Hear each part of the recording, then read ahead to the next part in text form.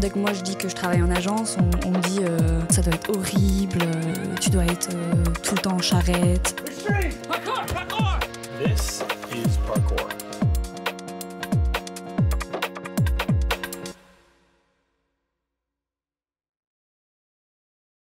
Bonjour à toi, jeune aficionados du podcast qui nous écoute, et bienvenue dans Parcours, le podcast de Sachi et Sachi qui te donne toutes les clés pour bien commencer ta carrière dans la pub. Le concept est simple, c'est fait par des jeunes pour les jeunes. Ici, pas de langue de bois. On donne la parole aux juniors de l'agence pour qu'ils nous racontent sans filtre leur quotidien de jeunes publicitaires.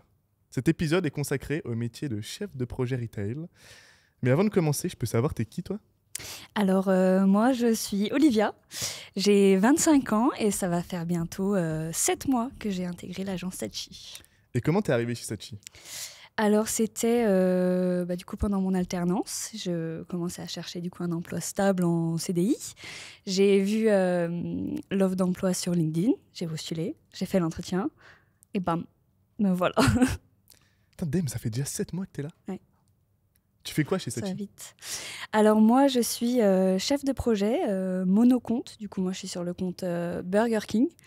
Je m'occupe surtout du scope print au niveau national.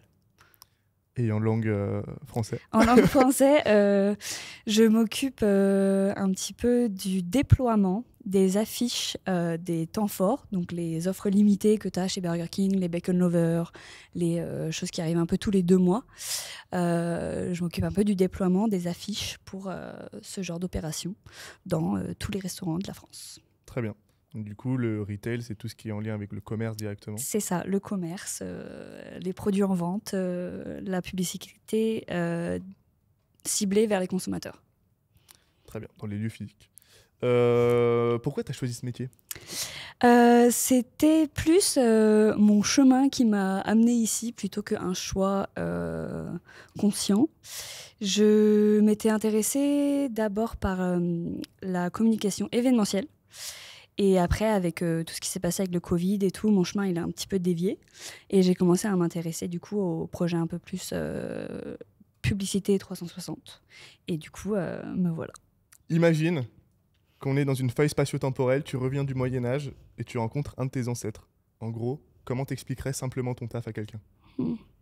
Pire cauchemar de retourner au Moyen-Âge. J'expliquerais, j'essaierai de dire le plus simple possible. J'essaye de faire connaître les nouveaux produits d'un restaurant de fast-food. Il y a des clichés sur ton métier ? Moi, je trouve pas. Après, tu demanderas au créa ou au studio, je pense qu'ils en trouveront ou des choses comme ça, mais je suis pas encore assez expérimentée pour voir les Tu clichés. n'es pas considéré comme la bête noire des créas ? Ah, sûrement, ça m'étonnerait pas. En même temps, on est obligé, donc... Ça fait partie du job. Quel conseil tu donnerais à un étudiant qui cherche un poste en agence, que ce soit un stage, une alternance ou un CDD, CDI ? J'ai pas non plus trop de conseils différents qu'un étudiant entendrait genre avec ses profs ou un truc comme ça, mais surtout garder sa motivation, même si tu as envoyé une centaine de candidatures, de continuer et de persévérer et d'essayer un petit peu de démarcher peut-être les employeurs sur LinkedIn. Ça, c'est ce qui revient tout le temps. Persévérer, ne lâchez rien, vous allez y arriver. C'est dur de s'intégrer dans une agence, en l'occurrence à Sachi. Moi, j'ai du mal à m'intégrer partout. Je suis un petit peu timide, du coup, ça me prend un petit peu de temps pour me relâcher, on va dire. Mais sinon, non, moi, mon intégration s'est super bien passée. L'agence est hyper accueillante, mon équipe est super bienveillante, donc j'ai eu aucun souci. Vous avez l'air d'avoir une équipe bien soudée en plus, la Team BK. Ouais, la Team BK, on fait des pauses ensemble, on mange ensemble, on fait des petits pots ensemble, c'est sympa. Tu peux nous parler d'une mission que tu as kiffée ? Pour l'instant, je kiffe toutes les missions que je fais. Vraiment, même les trucs les moins intéressants, on va dire, ou les moins palpitants. C'est du nouveau, c'est frais, ça me permet d'apprendre quelque chose. Donc pour l'instant, je kiffe tout ce que je fais. Est-ce qu'il y a une mission qui est un peu relou, mais que tu es obligé de faire parce que elle est nécessaire et importante ? Pour l'instant, j'en ai pas eu. Tu me redemanderas la question dans un an. Il n'y a pas des petits budgets ou des petits trucs qui peuvent être un peu irritants de temps en temps, non ? Ça peut être un petit peu tendu des fois avec les clients au niveau, par exemple, si on va leur proposer un budget ou essayer de négocier des choses comme ça, mais c'est pas relou, je dirais. Enfin, ça vient avec le métier, quoi. Est-ce que c'est facile d'être une femme dans une agence de pub aujourd'hui?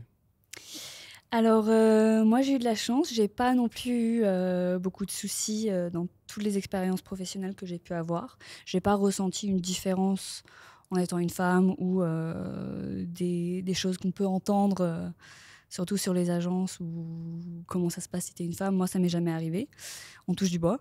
Est-ce que tu penses que le hashtag MeToo et le mouvement autour de Balance ton agency et tous ces comptes-là ont fait changer les choses?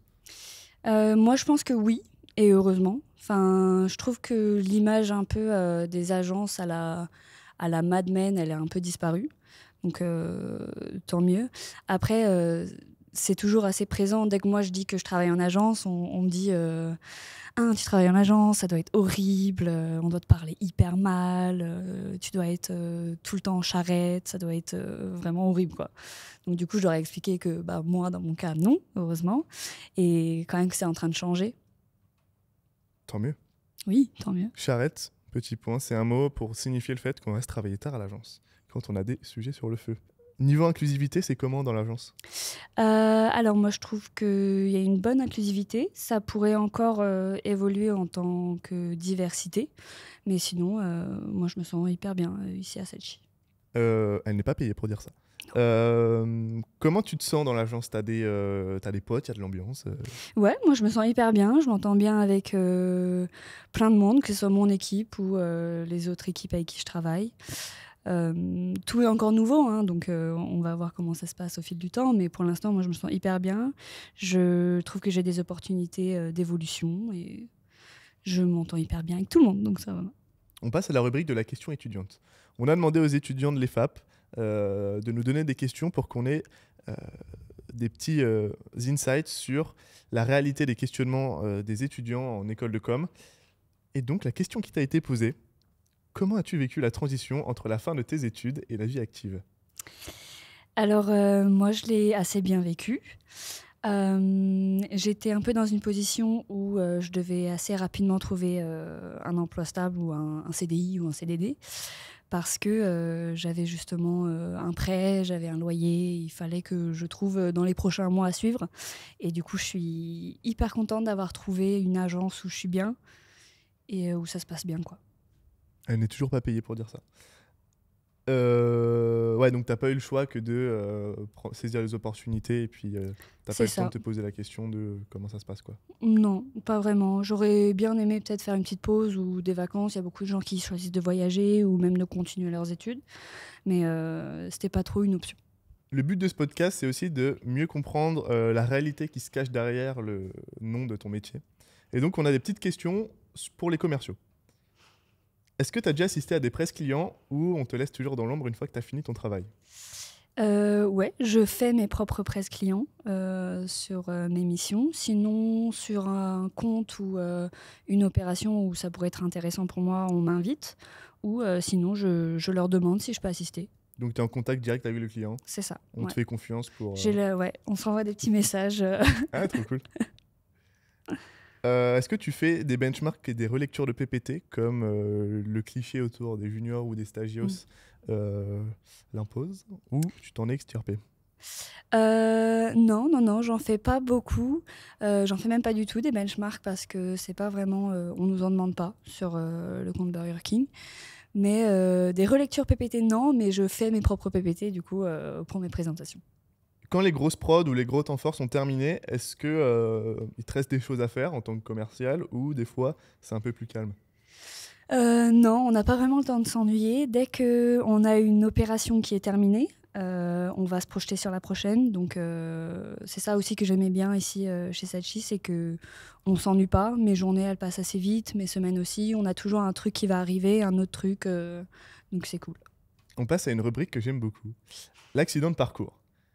Est-ce que tu as déjà vécu un moment gênant à l'agence? Pas encore. Dis pas non. Touche du bois, pas encore. Ah, c'est vrai? Le seul truc un petit peu gênant que j'ai pu faire, c'est dire le mauvais prénom ou Ok, ça va. des choses comme ça, ou tu vas mettre quelqu'un en CC dans un mail alors qu'il faut pas, ou Ah oui. des choses comme ça. Ça va. Et un moment que tu as kiffé à l'agence? En soi, moi, je kiffe depuis le début. J'ai vraiment aimé l'arrivée un peu à l'agence, tu vois, qu'on me montre tout le monde, que je rencontre tout le monde. Un peu de la découverte aussi du vrai monde du travail, on va dire. Vu que je connaissais que l'alternance où t'es pas vraiment vu comme un vrai professionnel, alors que ici, t'arrives et tu t'imposes un peu plus. Donc, j'ai kiffé vraiment le onboarding et l'arrivée dans le monde du travail, quoi. Ça fait quoi d'être monobudget?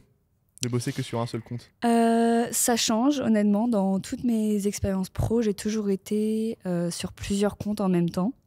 Mais avec BK, on comble le temps hyper facilement. On a quand même beaucoup de travail. On est une équipe de 8 dessus. C'est vrai que vous êtes une belle équipe. Hein. On est une équipe de 8 mono-clients, ouais. Donc on a du taf. Tant mieux. C'est pas trop rébarbatif? Non, ça va. Ça peut arriver qu'on a des sujets qui se répètent, mais ça va toujours avoir une petite différence ou une petite nuance comparée à la dernière fois. Est-ce qu'on a le droit de dire non quand on ne veut pas bosser sur un sujet qui est trop éloigné de ses valeurs? Oui, moi je trouve qu'on peut toujours dire non. Après, il y a peut-être toujours quelque chose à apprendre dans une opportunité, même si au début ça vous dit pas. Ça pourrait être intéressant soit de justement le challenger ou de pousser autre chose. Je sais pas si ça a du sens. C'est très bon, non, c'est très intéressant. On n'avait pas du tout eu cette réponse dans les autres épisodes, donc c'est un angle d'attaque très cool. Comment c'est le rythme? Tu commences tôt, tu finis tard, tu passes ta vie au taf? Non, ça va.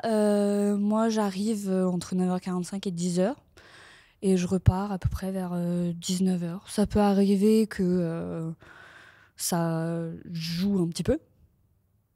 Mais non, j'ai un rythme qui est bien. Je passe pas ma vie au taf. J'ai pas encore fait de charrette, Okay. donc c'est pour ça aussi.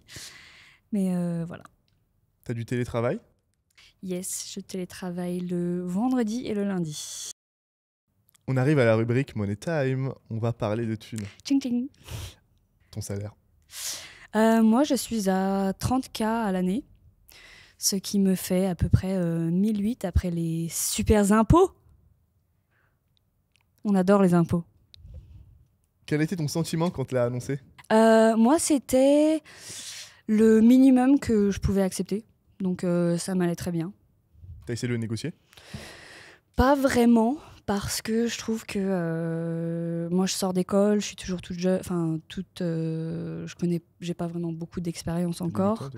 Ouais, j'avais pas vraiment de base sur laquelle prôner des capacités. Ouais, Et aussi, là, sur le compte où je suis, j'ai pas mal de missions que j'ai jamais fait. Du coup, il y a beaucoup de découvertes et je trouve que c'est mieux justement de commencer sur une base et ensuite de faire ses preuves et de voir pour une revalorisation de salaire plutôt que de dire dès le début que tu es hyper chaud et puis ensuite faire des erreurs. Comment tu négocierais aujourd'hui ton salaire?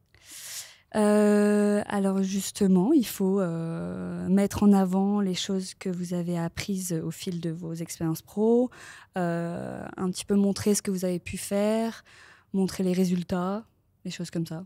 On arrive déjà à la fin. Mais il reste une question. Si t'étais un slogan, lequel serais-tu? L'eau, c'est bon. Dans 20-30 ans, il n'y en aura plus. Excellent, c'est le deuxième slogan sur l'eau. Non, slogan, je dirais doucement le matin, pas trop vite l'après-midi. Très bien. Je trouve que c'est une belle fin pour conclure ce podcast. Vous pouvez retrouver les autres épisodes de Parcours sur toutes les plateformes de streaming. On parle de tous les métiers d'une agence de pub, donc si vous avez encore des hésitations ou des questionnements sur votre carrière dans la com, n'hésitez pas à aller checker. Salut! Au revoir.